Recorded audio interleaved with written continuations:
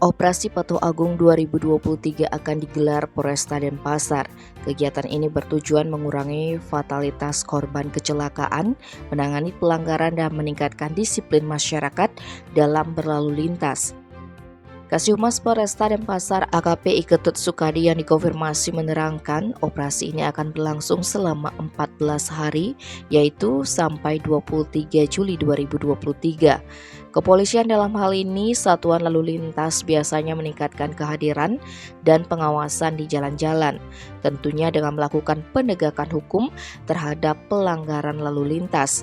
Adapun prioritas sasarannya seperti penggunaan helm yang tidak sesuai, pengendara di bawah umur, melampaui batas kecepatan yang ditentukan, selain itu melanggar rambu lalu lintas, mengemudi dalam keadaan mabuk, membonceng lebih dari satu orang, dan pelanggaran lainnya.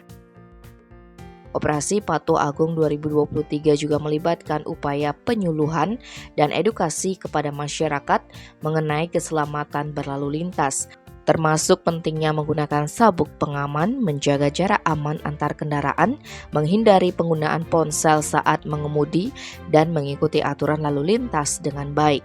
Dengan adanya kegiatan tersebut diharapkan dapat terjadi penurunan angka kecelakaan lalu lintas, pengurangan korban jiwa.